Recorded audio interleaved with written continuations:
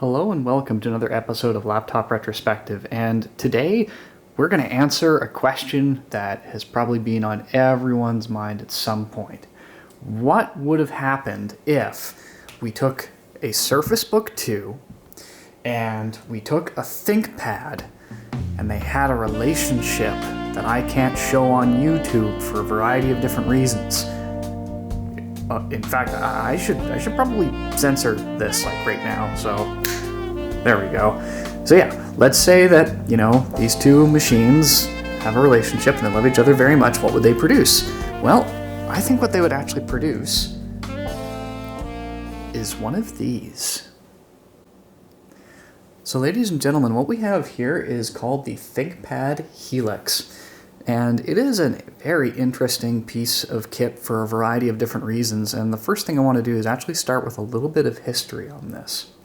So the very first generation of this machine, which this one is, and I'll tell you how you can identify that very easily, was originally announced in 2013, about just before this time of year. And they announced it at CES that this was going to be a high-performance Ultrabook, and it was going to be a detachable tablet. And you can kind of see where that piece starts to show up along the back edge there. And they would go and make a second generation in 2014. However, when this came out, the starting price for the base model, which essentially this is, was $1,499 US. And that rate there is actually probably why this only made two generations. And that price was a very steep entry for a device that not a lot of people were looking for yet. It was, I'm going to argue, a bit ahead of its time in terms of what it was offering and what it could do, and of course the price point. And also the manufacturing in this thing was actually fairly complex for some of the parts. So let's just do a quick tour of the machine just on the exterior and take a look at what we've actually got going on. So the very first thing that you will probably notice is that we do have a web camera up at the top that is facing away. This was, of course, designed for taking pictures of documents and other business things. Up here you have a stylus, and the stylus was pressure sensitive with the display, which is kind of nice. If we look on the sides, we see that there is pretty much nothing. We do have a lock and a volume rocker, as well as a headphone microphone combo jack sitting here, but all of our ports are actually along the back. So right here we have USB 3.0, we have the charging cable, which is universal from the 40 series, so the X240, the 440, the 540, and all upwards that use the rectangular plug. I use that. We have mini display port and then another USB port. So in terms of ports, just with it in its regular laptop configuration, it's actually not too bad. And one of the things that's really cool is actually opening this thing up and watching this hinge at work. It is quite complex. It's got lots of moving parts, and oddly enough, it's fairly durable. On the inside, as you will notice, unfortunately, they decided to go with the single piece trackpad of the 40 generation, but that was also coming out at this time. We do have a track point, of course. This being a ThinkPad, it will have that track point. And this is pretty standard. It feels almost identical to the X240. It is a little bit more shallow, but the click works anywhere, and it's responsive, and it's actually a very, very smooth piece of trackpad glass. The keyboard is exactly what you would expect from this generation. There was not a compromise made on that, which is nice. It definitely has a decent amount of key travel, and it feels good under the fingertips. Now, we've also got a camera up here at the very top. This is also sporting a Core i5, and I do want to spend a little bit of time talking about the Core i7 variant that was also available. The Core i7 variant, the thermal management, I'm not entirely sure. I've read a lot of stories and heard a lot of personal anecdotes about the Core i7 models actually heating up so much to the point that the glass that's on the touch panel would actually delaminate, I think is the term, and that's either a poor quality adhesive or just poor heat management. I'm not 100% sure which, but that mainly occurred only on the i7 models. So just a few other specs that I want to share with you. It is 3rd generation Intel. This is Core i5 3427U, so it is an Ultrabook CPU. You are going to get up to 2.8 gigahertz. The display is actually a full 1080p display, 400 nits, very bright. Intel 4000 HD graphics, and up to 8 gigabytes of RAM. It is Gorilla Glass. And you have 2 batteries, one in the tablet, which is 42 watt hours, and one in the keyboard dock, which is 28 watt hours. Between the 2 batteries, you can get a maximum, I believe, of about 10 hours. And yeah, it's actually a pretty decent little machine. Super expensive when it came out. If you're looking to purchase one of these used, they're usually not too terribly expensive, so you can actually get quite a bit of computer for a very low price indeed. So let's just go ahead and take a look at the detach mechanism at this point. It's actually this little lever right here, and we'll zoom in so we can get a good look at that. And it's effortless. You could push this with a finger like that, and then you are simply lifting it up and out, and you have access to the entire tablet. And this was designed so you could spin it around and reattach it, just clicking it into place, and then moving it down and converting it into a tablet style of mode.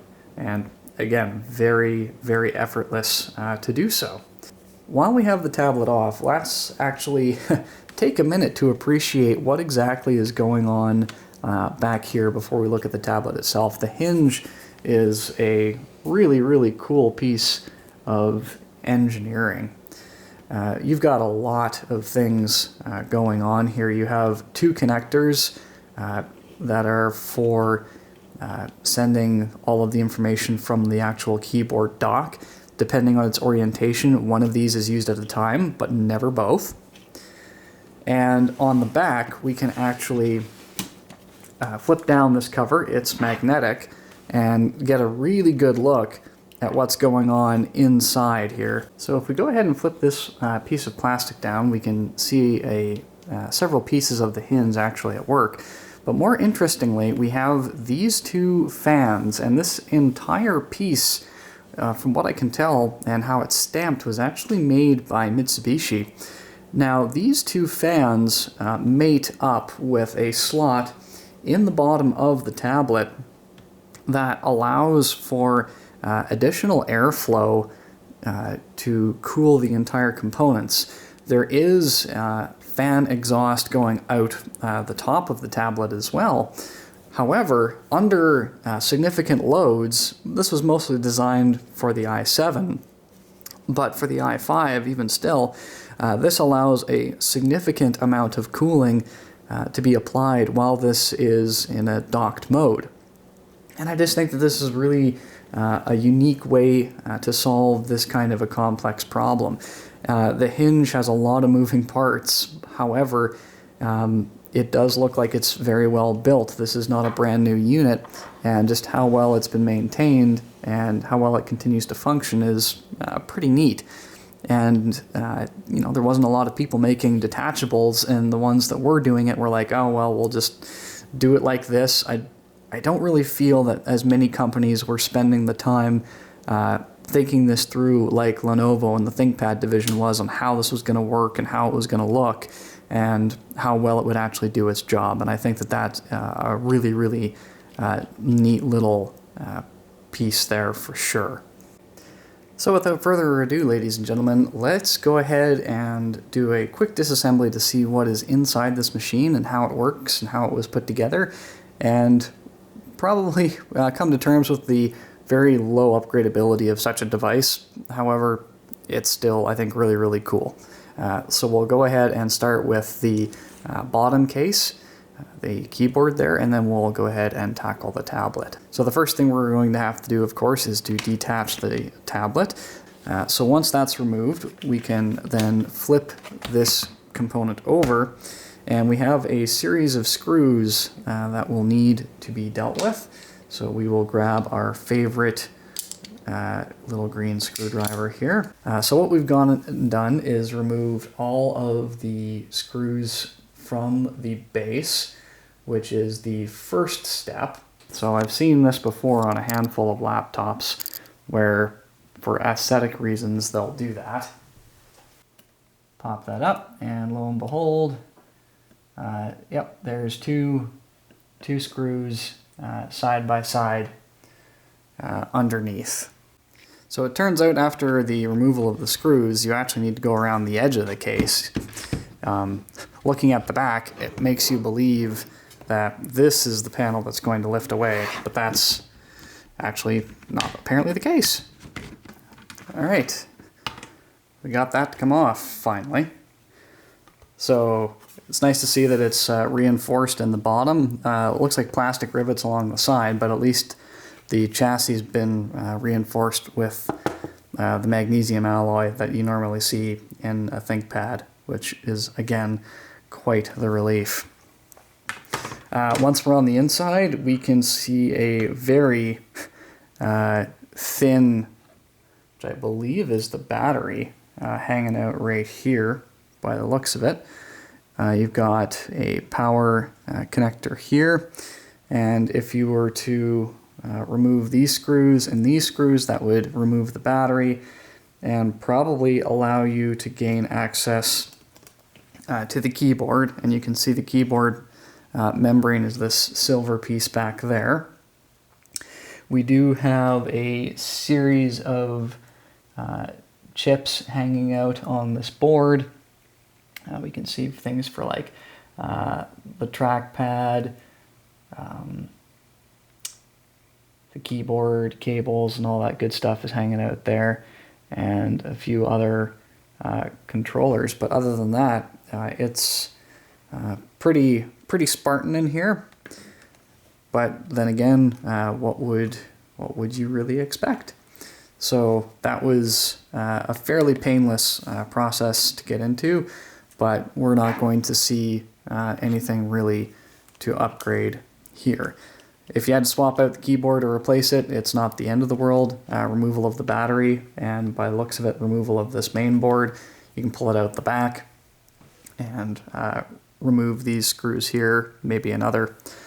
Certainly not as bad as the X240. Yeah. Okay, let's move this off to the side and take a look at our tablet. The way that you're getting into this is the same way that we got in more or less with the base. We have to remove the front. It is worth pointing out the ports on the bottom here are replicated, so you can charge. You do have a SIM card if that option was installed, mini display, and one USB port. So you aren't lacking for too terribly much. I believe that the USB port on the tablet is only 2.0, however. The ones that are on the actual base itself are USB 3.0. So let us go ahead and take our plastic pry tool and see if we can go around and get started here. Alright, I have to say, this is easily one of the easiest tablets I've ever had to open. Once you got started, it was quite easy. Inside, we do have a series of ribbon cables, so we are going to very carefully fold this down just to see where the disconnect points are, and they appear to be hanging out up here at the top, and they are secured with a piece of adhesive tape. So a couple of lessons learned when separating these two that I've found out is that the documentation in the maintenance manual doesn't necessarily line up with what the factories may have been practicing, and here's what I mean. It would appear that these cables are almost adhered to this surface with some kind of adhesive on the rear side. The tape, that could be a rebuild or a refurb thing. but it's also really common to keep these cables in place so they're not jostled loose. That was also the case down here, and because they're taped and adhered, you almost need another set of hands to safely disassemble this. So definitely something to keep in mind if you're taking one of these apart. So you do have the screen digitizer, and then over here on this board, or on this half I should say, we do have a variety of things going on. We have our heat sink, and the heat pipe is actually on the other side of this particular board, as well are all of the other components. And we also have the larger 42 watt hour battery. We can see our web camera is hanging out down here, and pretty much everything else is on the other side of this board right here. And normally I'd be happy to disassemble this further, but with all of the adhesive double-sided tape and other things, that's about as far as I'm really comfortable going with this particular unit without having spare parts nearby. We can also see front-firing speakers here at the bottom as well, and our I/O board is separate from our main board, which is kind of a neat little feature. At any rate, let's reassemble this thing and take her for a spin. Okay, so just because life works out sometimes in very strange ways that you don't anticipate, this is actually filmed considerably later on, if you couldn't tell. What we're actually looking at here is the i7 variant, and this is particularly interesting because we can take a look at not only the startup, but I can also address a comment that I made earlier with regards to the screen, and that is sometimes these bubbles or pockets show up partly due to well, the heat and the delamination of the Gorilla Glass from the actual display. But again, I've only heard about that happening on i7 models. The first thing that's actually really nice about this is, unlike the HP tablet that I looked at, the touchscreen is in operation even though it's attached to the base. Why the other one did that, I'm not entirely sure. I'm going to have to ask you to pardon the refresh rate. It seems to be not syncing necessarily with the camera. The touch screen is very nice, very fluid, nice and responsive there. Our stylus is easy to access in the top corner. And oddly enough, the stylus was apparently an option. It wasn't necessarily something that came with the unit by default. Just doing a quick screen sketch. It is pressure sensitive. It's not like, oh my goodness, amazing, but it is there. You don't have an eraser, which is probably a bit of an oversight. However, it's effective, it does the job. Once again, detach, very easy. And no screen flicker. Auto rotation works. It's a little delayed, it's not instantaneous, but it's definitely there. And if you listen very carefully, you can actually hear the fans kick in while this thing is docked.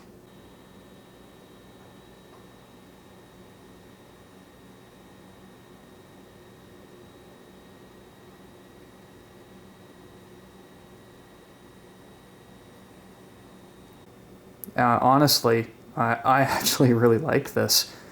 It's got kind of that familiar ThinkPad feel, but it's got some of that tablet functionality as well as some really good speed. It's also worth noting that even the place where we can see it when it's turned off, where the screen has kind of delaminated ever so slightly in this area, is actually looking quite good. Like there's nothing really wrong with it while it's in use, so I would chalk that being up to cosmetic at this point. I'll also do some investigation with temperature because those two fans that are at the base here are currently active to help cool the tablet, which is definitely not room temperature, but it's definitely far from being like hot to the touch, which is really, really, really cool. Cool, get it? It's a thermal joke. Anyway, if we go ahead and detach it, those fans immediately cut out. So we see a dip in CPU utilization, and then it has gone up, and then it kind of fluctuates back down. It does give you an idea that those fans in the base of the unit are making a difference of approximately 10 degrees Celsius. So they are certainly doing their job, and doing their job rather effectively. Alright, ladies and gentlemen, so let's draw a couple of conclusions here. First off, why did this tablet fail? It was too expensive for the market at the time. People weren't really interested in these detachables at that moment, and the price point, especially for the second variant, was just more than the market was willing to sustain, especially for the Ultrabook customer, because those Ultrabook customers were the business clientele, and I think that they saw a touchscreen tablet as a potential very gimmicky thing, and I think that the market has definitely changed because of the amount of two-in-ones that we see pretty much in everybody's product line. However, this was in 2013 and 2014, and I don't know if that idea necessarily had caught on yet. And of course, when you're producing a product like that doesn't have necessarily mass market appeal at a high price point, it's generally not going to do well. That being said, you can usually find these in the year 2019 anywhere from, you know, 280 to 350 Canadian dollars for one that is in decent shape, like this example here. Might have a couple of nicks, scratches, and dings, as you would expect from an enterprise laptop. However, in terms of the hardware, it's pretty decent. If you're not a huge fan of the chiclet style keyboard, well, I understand. However, for the thin profile, it still retains a lot of the travel, and certainly for a device that is this thin, especially for the keyboard deck, it is a very firm and a very solid experience that I don't think would really disappoint unless you are the connoisseur of classic keyboards. Well, ladies and gentlemen, I hope that you enjoyed this content. It was a lot of fun for me to look at not one but two of these Helix machines, the first generation.